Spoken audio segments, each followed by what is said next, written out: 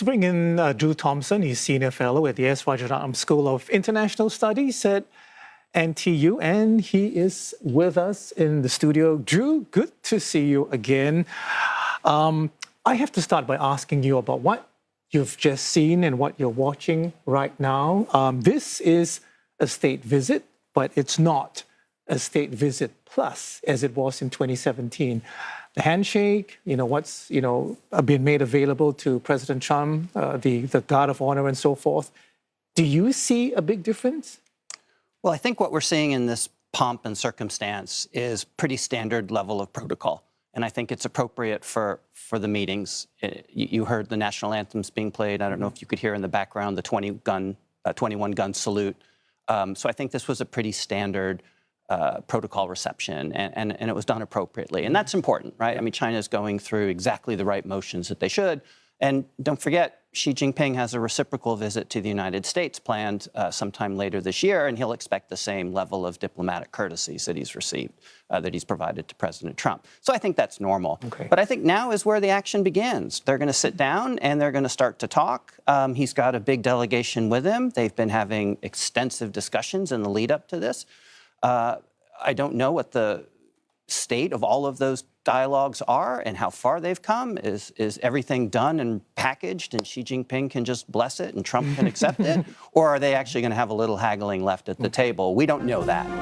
But I think they're in a good place to start those discussions now. Okay, before we get to what they'll be talking about once, see the two gentlemen are walking into that great hall of the people. They'll be disappearing into one of the many, many rooms in this giant complex to actually start their talking. But Drew, you heard our correspondent Si Hui talk about how different China was in 2017 when President Trump was last there. What's your reading about the difference now between then and now? And also your reading on President Xi. Is he more of a confident negotiator when it comes to President Trump in this day and age?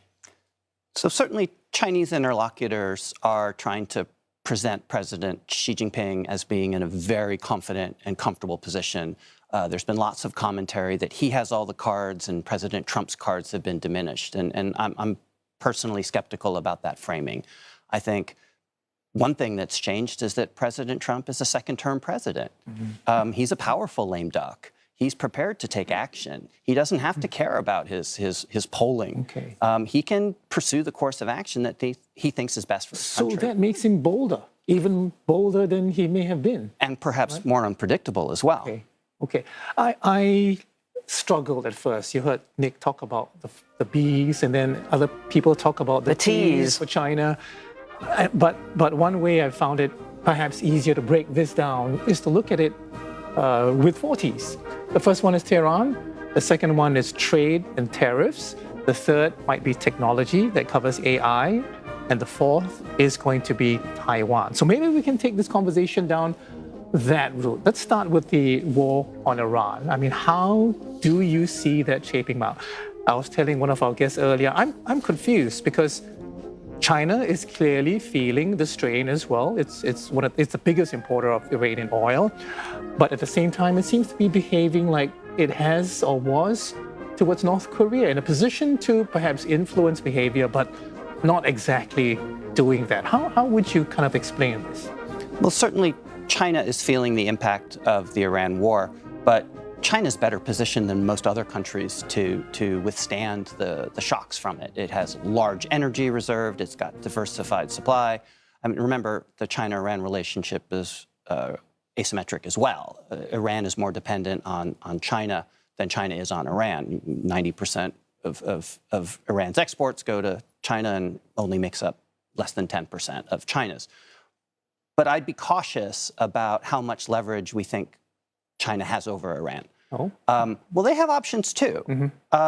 China's buying that oil at pretty deep discounts. India would probably step in and purchase whatever China wouldn't. So China can't really threaten to not buy Iranian oil because Iran can find other buyers for it in the open market. So I think that's one element where we overestimate China's ability to really coerce Tehran. And we're talking about coercion here, not just friendly statements about how we should end the war, how we should open the strait.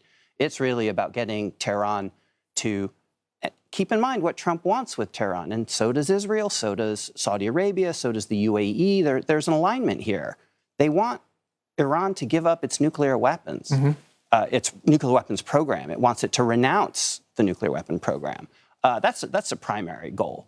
Regime change has been on the table as well, right? So it's not just about opening the Straits of Hormuz, which everybody would agree to. Hormuz is collateral damage here. So the question is, would China be willing to actually lean into Tehran and, for example, demand that Iran recognizes Israel, which China does too. Let me take the next T, Arnold, because I think it's pretty cool. You came up with the 4, so I'll go technology. All right, okay. So Jensen Huang, will he not show up? I mean, he hitched a ride from Alaska on Air Force One. Ended up right there, just hot on the tails of Donald Trump walking off Air Force One as they landed in Beijing. What is the inclusion of Jensen Huang and I guess, whether he was going to be there or not, tell us about how sensitive chips and AI has become in this relationship. Well, advanced chips are certainly one of China's top requests. That's a pipeline they'd like to open up. It's not clear, though, what China's offering in exchange. And that's true for Taiwan as well. There's lots of potential trades here. And the U.S. certainly has a lot of interest in maintaining its lead in AI development. And it's more than just chips that's being restricted. It's also U.S. restrictions on semiconductor manufacturing components as well. So I think the competitive element is going to remain. And even if there is an opening for more advanced chips to be shipped to China, you're still going to get restrictions in other areas where I think China would like progress. So I want to ask you about this delicate dance, this delicate balance, if you like, because the U.S., if it chooses to restrict NVIDIA chips, for example, China is going to forge ahead, work with Huawei or, give lots of incentives to Huawei to come up with their own chips. Is the U.S. going to say, okay, fine, you go ahead and do it? Or is it going to try and kind of, influence the whole process in some way while protecting its own interests and making sure that China doesn't fully go its own way and come up with its own AI, with its own chips and so forth? Well, there's 2 competing strategies being articulated in the U.S. One is that we should be exporting advanced technologies and get China essentially addicted to U.S. technology, and then perhaps save some of their own equity in developing a homegrown one. But I think Xi Jinping is very committed to his industrial and technological resilience.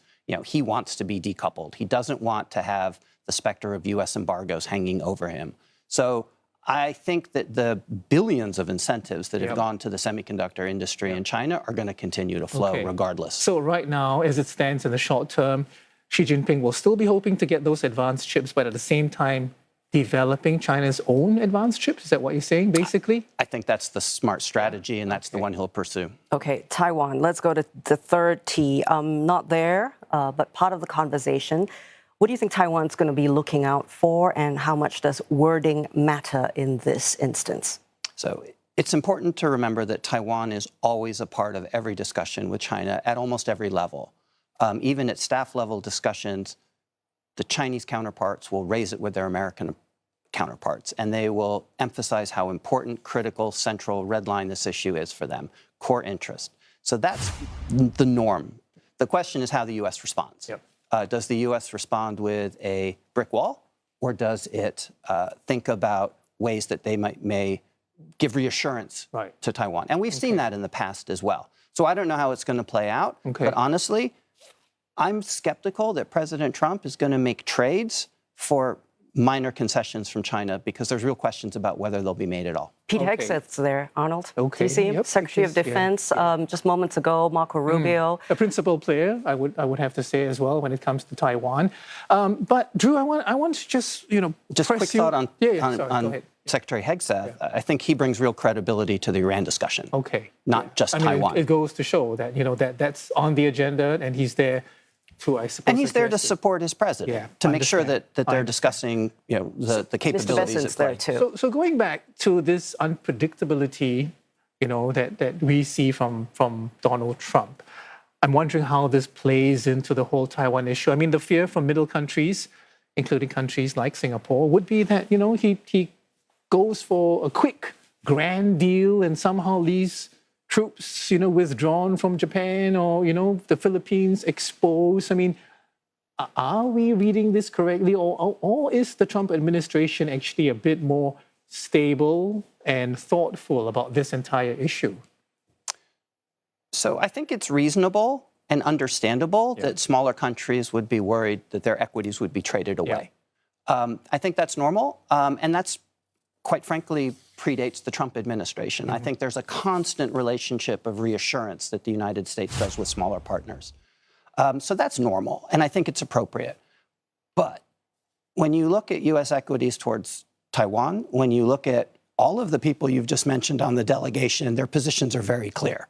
I think if you listen to the White House briefing before the trip, they were also explicit that U.S. policy towards Taiwan has been consistent and they don't expect it to change. Remember, I think, the important thing is how President Trump negotiates. He revels in uncertainty. He wants to get to the table and have his counterpart not have any idea where he's going to stand. And he thinks that gives him maximum leverage. So he really revels in disinformation. And that gives him, I think, strength. So they don't know what they can offer in exchange. I'm very pleased to meet you in Beijing. Welcome back to China after 9 years.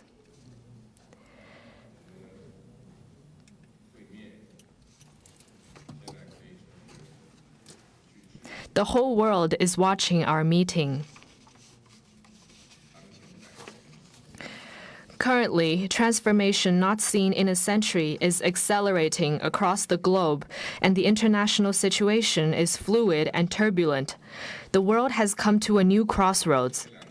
Can China and the United States overcome the Thucydides trap and create a new paradigm of major country relations? Can we meet global challenges together and provide more stability for the world? Can we, in the interests of the well-being of our two peoples and the future of humanity, build a brighter future together for our bilateral relations? These are the questions vital to history, to the world, and to the people. They are the questions of our times that you and I need to answer as leaders of major countries. This year is the 250th anniversary of American independence. Congratulations to you and to the American people. I always believe that our two countries have more common interests than differences. Success in one is an opportunity for the other, and a stable bilateral relationship is good for the world. China and the United States both stand to gain from cooperation and lose from confrontation. We should be partners, not rivals. We should help each other succeed and prosper together and find the right way for major countries to get along well with each other in the new era. Mr. President, I look forward to our discussions on major issues important to our two countries and the world, and working together with you to set the course for and steer the giant ship of China-U.S. relations so as to make 2026 a historic landmark year that opens up a new chapter in China-U.S. relations. I will pause here and hand over to you, Mr. President. Thank you. Well, President Xi, I want to thank you very much. First of all, that was an honor like few have ever seen before. And I think I was particularly impressed by those children. They were happy. They were beautiful. The military is obvious. It couldn't be better, but those children were amazing, and they represent so much. And I know they represent so much to you. You and I have known each other now for a long time. In fact, the longest relationship of our two countries that any president and president has had. And that's, to me, an honor. We've had a fantastic relationship. We've gotten along. When there were difficulties, we worked it out. I would call you, and you would call me. And whenever we had a problem, people don't know, whenever we had a problem, we worked that out very quickly. We're going to have a fantastic future together. Such respect for China, the job you've done. You're a great leader. I say it to everybody. You're a great leader. Sometimes people don't like me saying it, but I say it anyway because it's true. I only say the truth. And I just want to say on behalf of all of the great delegation that we have the greatest businessmen, the biggest, and I guess the best in the world. We have amazing people, and they're all with me. Every single one of them, we asked the top 30 in the world, every single one of them said yes. And I didn't want the second or the third in the company. I wanted only the top. And they're here today to pay respects to you and to China.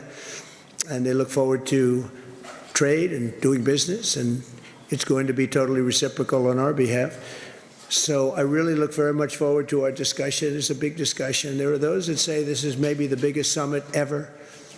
They can never remember anything like it.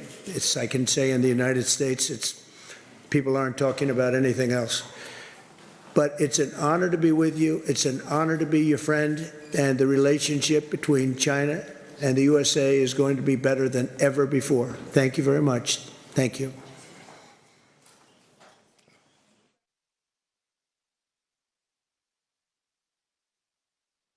Okay, opening remarks there from the two leaders ahead of their meeting and negotiations. Drew, let's get you in here. I mean, what do you make of those comments?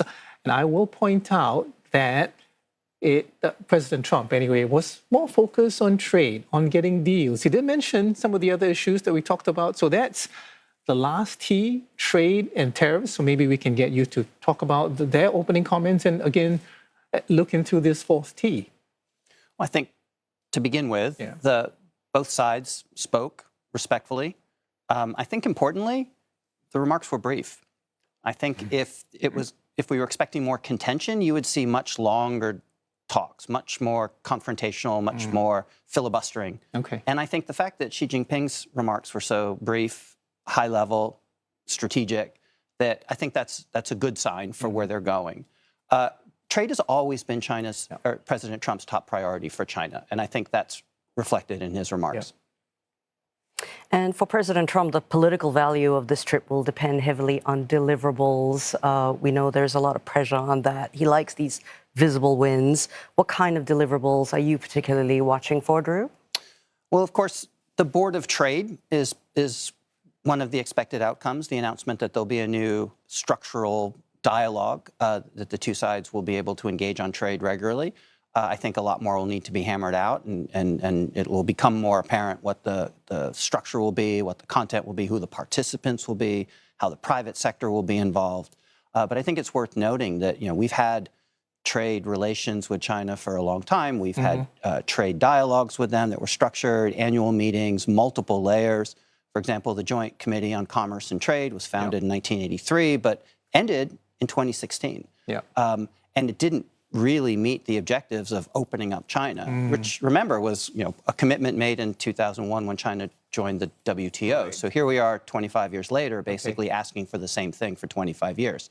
So I'm skeptical about how the Board of Trade is going to actually fundamentally change the nature of the bilateral trade relationship, how it'll change market access in China. But what it might do is provide more managed trade. Right. A good word. I also want to ask you where tariffs stand in this picture right now. President Trump, we know, tried it. Didn't really work. It brought tariffs to record highs, but China retaliated. So both countries lost out. The rest of the world lost out as well. So does this still remain a tool, you think, for the U.S., for the Trump administration as they go into talks about trade as well as tariffs? So I think President Trump is emotionally still very committed to using tariffs as a point of leverage, but also using it as part of industrial policy. He wants to bring manufacturing back to the United States. He wants to try to use tariffs to balance trade with not just China, but the rest of the world. So he's using it to drive investment. He's using it to essentially achieve some of the same resilience objectives that China has long had.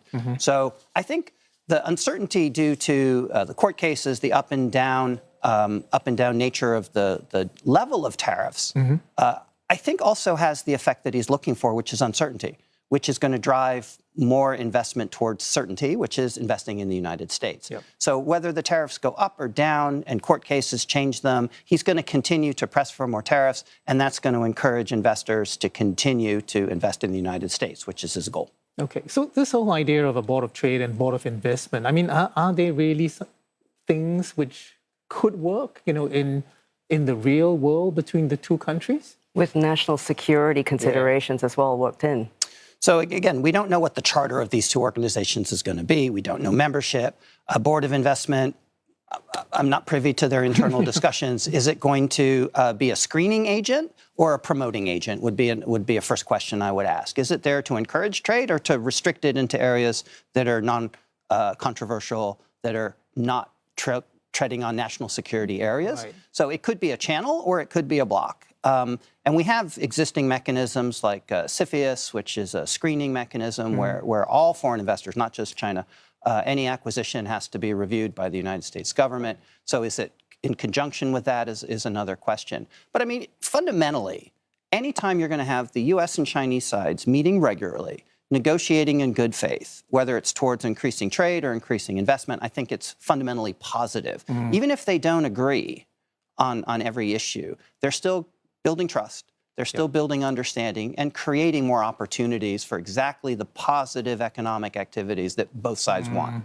Okay. One reason that China can be really confident, sitting across the table from the United States is the fact that it's got the power of the rare earths, right? And I just wonder if rare earths could become China's equivalent of tariffs, perhaps, a tool to signal displeasure without direct military sort of intervention and escalation? Well, rare earths coercion creates a bit of a dilemma. So every time China does that, it encourages more investment in rare earths production capacity around the world. You've got Japan, who's been working for years on synthetics. You've got Malaysia, Australia, United States. So you're basically driving people away from your threat. Yep. So it kind of reduces over time. There's also an incentive for those rare earths trading companies to get their product to market as well. So it's very difficult for, I think, Xi Jinping to lock it down completely. It'll be a very difficult task to completely embargo. He'll make it more difficult. He'll increase prices, but that doesn't necessarily mean that they'll be as rare as he hopes. So I think it's got limited utility. At the end of the day, though, it's not good for China's image. I mean, China's being the hegemon that they decry everyone else being. And I think it's not conducive to trust. It's not conducive to relationships that are durable. Right. So, Drew, as we hit to wrap up this conversation, I want to ask you a little bit about the 4 Ts once again. Does trade and tariffs, look like perhaps the easiest to, if you like, overcome, and something with the immediate returns, and that would give both sides something to talk about, and to present domestically as well of the 4? Or do you see something else which might be easier to achieve? So I don't think we're going to see absolute victory. I mean, it's quite clear. Trade is President Trump's top priority. Yeah. Taiwan is clearly a very high priority for Beijing. I don't think either side's going to get what they want. So what will we? So ultimately, what are we going to end up with then? When Trump leaves tomorrow, is he going to be just going home with some deals? Is there going to be some codifying of trade arrangements or rules to manage potential conflict? What do you see actually coming out of this summit then? So I think the best case would be we come out of the summit with goodwill, good atmospherics. We've certainly started that way. I think if we consider also that Xi Jinping is expected to make a state visit to the United States this year, you've got potential meetings in Shenzhen and in Miami for the G20 and APEC later this year as well. So you've got 3 more touch points between the two presidents, where I think there's a high likelihood that they'll try to maintain this positive atmospherics, work through problems, small incremental steps, not dramatic changes. But I think that's positive. Now, can we continue to sustain that constructive, cordial relationship? May not be friendly, but it's cordial, and avoid moving into confrontation? That's a big question. What happens in 2027? And if you go back to the first Trump administration, where we were in 2017, they were on very good terms. They were having great bilateral meetings. They were visiting the sites of Beijing and having dinners together. But a year later, the relationship was taking a turn for the worse. So the question is, will it follow that same pattern of high pageantry, summitry, an inability to actually make substantive progress on these core issues, and then a return to more acrimony and potentially confrontation, which both sides want to avoid. Okay. But it is still a possible scenario. And I think that would be the worst case. Never know. We might just see Drew again for part 2, part 3. We'll have to see what happens tomorrow, when they release some sort of statement about the success and what they achieve at the summit. Drew, meantime, we want to thank you so much for coming in to talk about, this summit. Appreciate it. We'll talk to you next time. My pleasure. Yeah. Drew Thompson is Senior Fellow at the S. Rajaratnam School of International Studies at NTU.